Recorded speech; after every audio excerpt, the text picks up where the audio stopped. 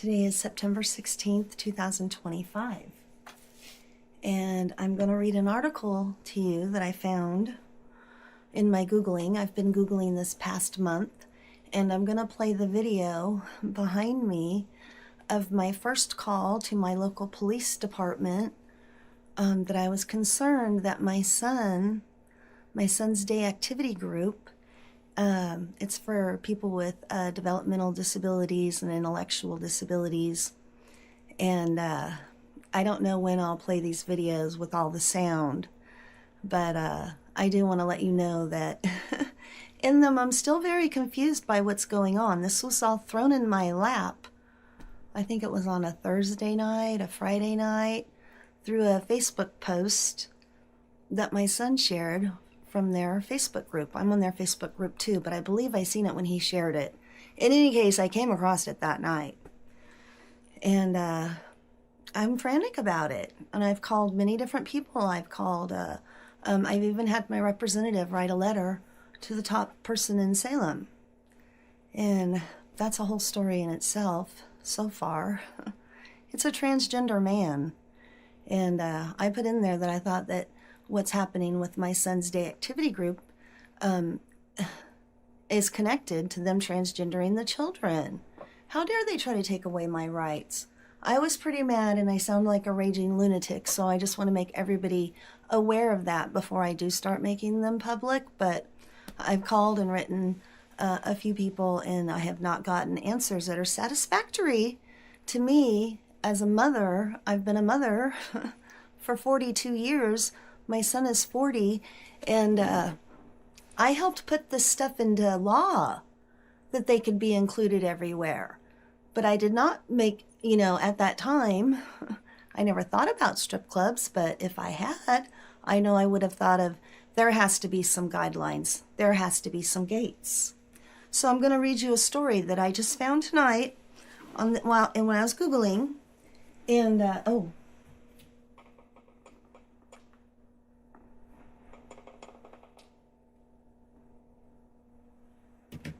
that's just going to play silently in the background so you can see how frantic I was, and I still am. I'm very concerned, and then I came across this news article. So I'm hoping this video is pretty good, because if it is, this is the one that's going up. I've tried to make a few. I don't really know how to do this to make it make sense, and I don't want to get myself in trouble at the same time. And I do know that Oregon is a one-state telephone recording I can do that. It's legal. Only one person has to know. And that's the only way I would have proof that everybody is telling me is just fine. So let's get to the story, and I'll leave the link in the description and in the comments.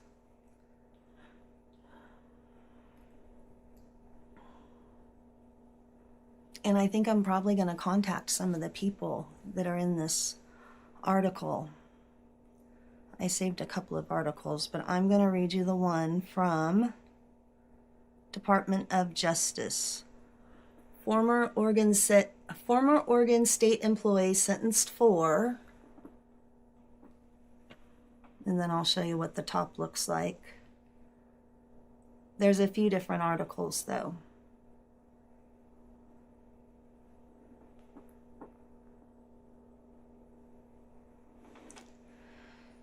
This is why I'm so worried that nobody seems to give a concern. I understand that my son or any of the people at my son's day activity group, they could go to the strip club and walk in, and the strip club can't tell them, no, you can't be here.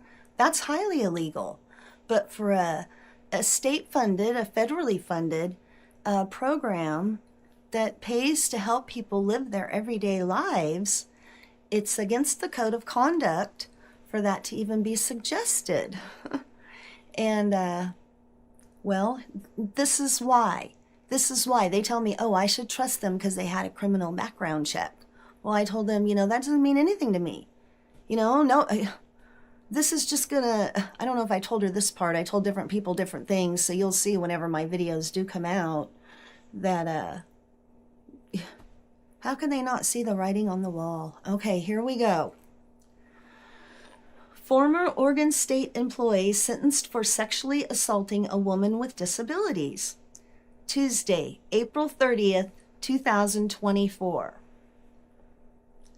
A former Oregon Department of Human Service caregiver, Zachary Glover, 30, was sentenced today to 25 years in prison and 5 years of supervised release for violating the civil rights of a woman with developmental disabilities who was in his care by sexually assaulting her.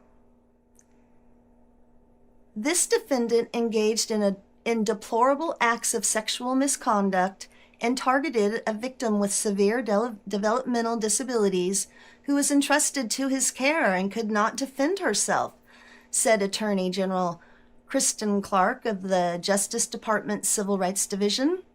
The defendant breached the public's trust and violated the most basic standards of decency. The significant sentence imposed should send a strong message that the Justice Department will do all it can to hold accountable those who abuse their authority by sexually assaulting people in their custody and under their care. Glover's crimes profoundly betrayed the trust placed in him as a state health care support specialist, said U.S. Attorney Natalie Wright for the District of Oregon. We thank our partners at the FBI, Oregon State Police, and Civil Rights Division for their commitment to this victim and safety of all Oregonians. The defendant sexually assaulted a woman with disabilities, an egregious abuse of his authority as her caregiver, said Assistant Director Michael Nordwall of the FBI's Criminal Investigative Division. Protecting the civil rights of people in the United States is one of the FBI's most solemn responsibilities, and as such, we will continue to investigate those who violate an individual's constitutional right to body integrity. According to court documents, Glover worked as a direct support crisis specialist for the Office of Developmental Disabilities Stabilization and Crisis Unit, and was responsible for the care of individuals with intellectual and developmental disabilities. On November 2, 2021, Glover transported an adult female with severe autism, epilepsy, cognitive delays, and very limited verbal ability on an outing in Salem, Oregon. Rather than return the victim to her home after the outing, Glover took her down a dead-end road in Almsville, Oregon. Glover parked the van and then, using force, attempted to and did cause the victim to engage in a sexual act without her consent. After doing so, Glover forcefully grabbed her by the ankles and attempted to force her into another non-consensual sexual act. The victim did not consent to any of the sexual conduct, and Glover's conduct included attempted aggravated sexual abuse. The FBI Portland Field Office investigated the case. So, updated February 6th, 2025. So that's why I'm frantic and concerned. I don't want another developmentally disabled person, any disabled person, having to go through being raped just to prove a point. The point is made already right there. And these young guys that are working where my son went, where they're going with young lady clients, they're young. They're, look like they're in their 30s. Why am I supposed to trust that just because they had a criminal history check, that they're not going to get feelings at the strip club? The bus ride home, all that, the foster homes. No, I'm very concerned. And the head of the foster homes here in my town also told me that if the group homes want to go on a strip club visit, that's just fine. That is not fine. It's not ethical. It's not moral. I really don't think it's legal from all of my Googling, even though they keep throwing laws in my face. Yes, I know they have a right to go to a strip club. If they walk in the door, they have every right to go in there and sit down and do what they do. This is not that situation. This is many trusted, the police department, Adult and Protective Services for Disabled People, the people that sign my paychecks. They put a like on it. Who else was there? Oh, and ODD Services, another place up in Salem. I had to tell her my law when she told me her law. She's looking into it. I'll know about it in 45 days. Maybe. Well, since I took my son out of that program, well, I had him remove himself. See, they have the laws to where I can't say that I'm making decisions for him. But the decisions they're making are horrible. They called the police on me because I was upset that this strip club incident is going on. They called the cops on me. Well, you know, I called the cops on them. That's what you're watching there. My first phone call. My first 2 phone calls, because I called and I talked to one and I got upset. Told my husband to hang up the phone. They told me only a guardian can call the police with a report of concern and abuse of a disabled person. What kind of answer is that? It's on that video right there. I'm hoping that somebody sees this video and can help me proceed with this the best way. You know, fiasco with that, and now they always have to ask my son, do you feel safe? You know, he's looking like, what are you talking about? And I'm just thinking, what is this? I've taken care of my children since I had my first baby at 15. And I have taken care of my children my whole life. My whole life. And, you know, my daughter was sent home to die when she was a year old. It's not been easy. And then my son, you know, he's developmentally disabled and he has seizures. And here I'm being persecuted, I feel, because I am the only one that can stand up for his safety.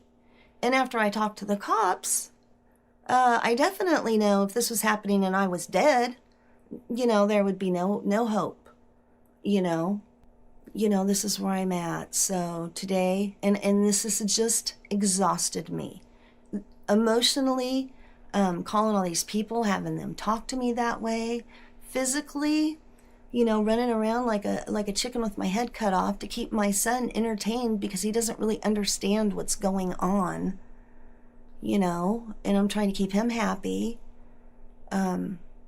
You know, but I cannot allow all these people to say that this is okay, because it's not.